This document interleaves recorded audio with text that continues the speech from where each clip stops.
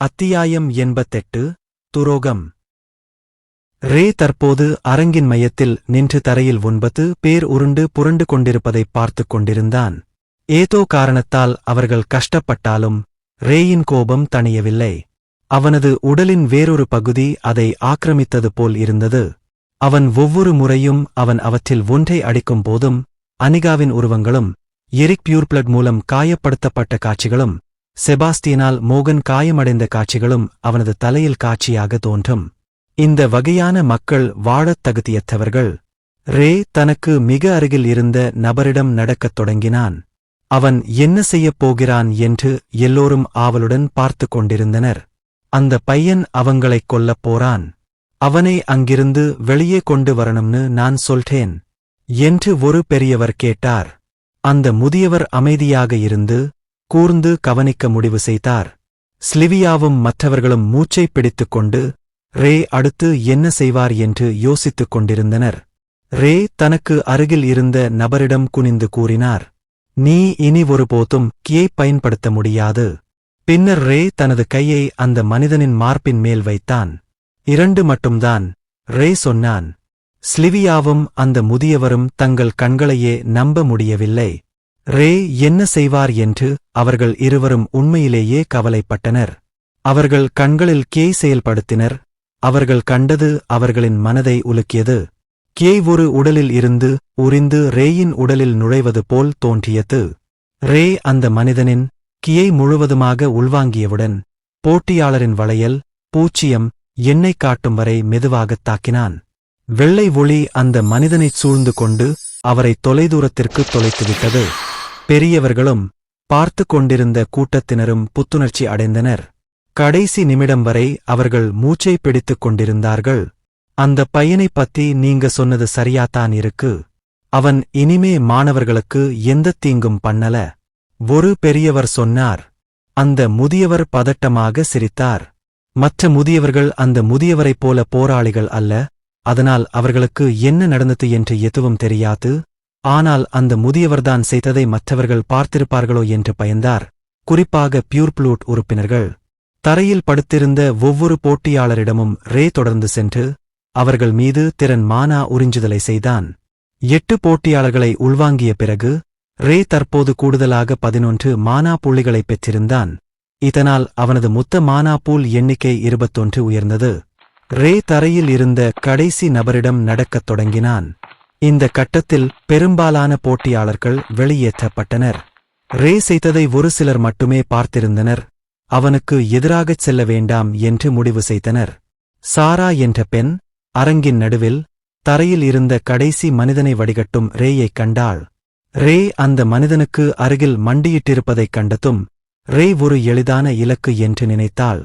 அவள் தன் வில்லை தயார் செய்து ரேயின் முதுகில் நேரடியாக குறிவைத்தாள். அம்பு காற்றில் பறந்து ஒரு உறுதியான சுவரில் மோதியது போல் ரேயின் மீது பாய்ந்தது. கதிர் வளையல் இப்போது காட்டப்பட்டுள்ளது. ரே ஷாட்டை புறக்கணித்து கடைசி போட்டியாளர்களான கியை தொடர்ந்து உள்வாங்கிக் கொண்டான். பின்னர் அது இறுதியாக முடிந்ததும் அவனது புள்ளிகள் இப்போது 22 இருந்தன. ரே விரைவாக அந்த நபரை கியுடன் 4 முறை தட்டி அவரை டெலிபோர்ட் செய்ய அனுப்பினான். ரே எழுந்து திரும்பிப் பார்த்தான். சாரா அங்கே வில்லுடன் நிற்பதை அவனால் பார்க்க முடிந்தது.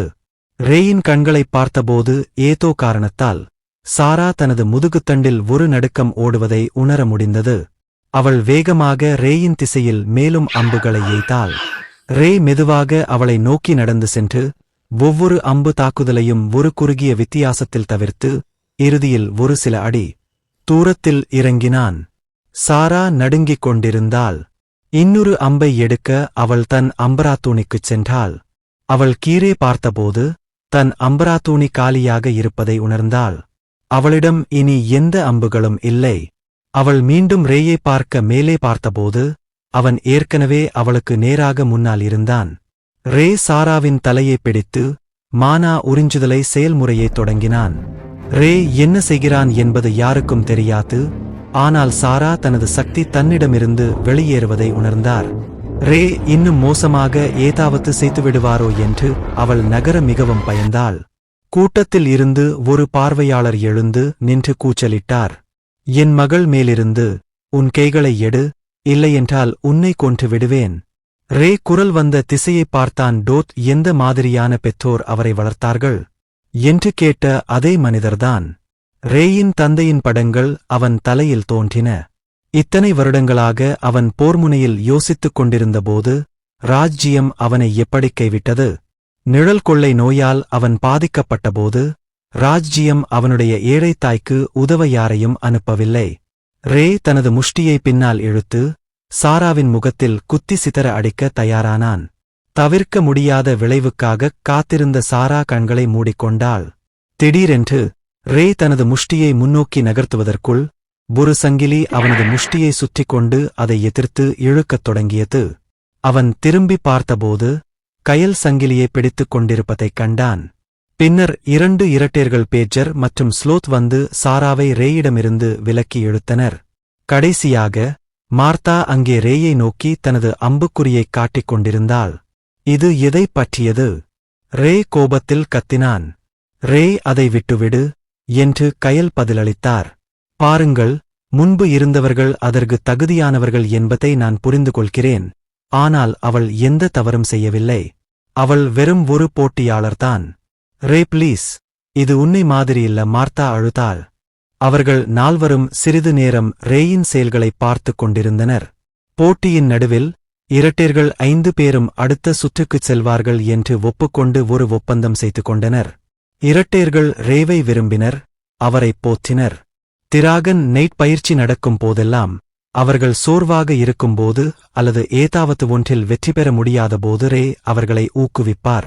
போட்டியாளர்கள் அனைவரும் இறுதியில் தோற்கடிக்கப்பட்டபோது ரே சாராவை தூக்கிப் பிடித்திருப்பதைப் பார்க்க அவர்கள் திரும்பிப் பார்த்தார்கள். அவனுக்கு ஏதோ பிரச்சனை இருப்பது அவர்களுக்குத் தெரியும். ரேயிடமிருந்து வந்த அழுத்தம் பயமுறுத்துவதாகவும் வேதனையாகவும் இருந்தது. அவர்கள் அனைவரும் ஒருவருக்கொருவர் பேசக்கூடத் தேவையில்லாமல் நடந்து கொண்டனர். என்னை பத்தி உங்களுக்கு என்ன தெரியும்?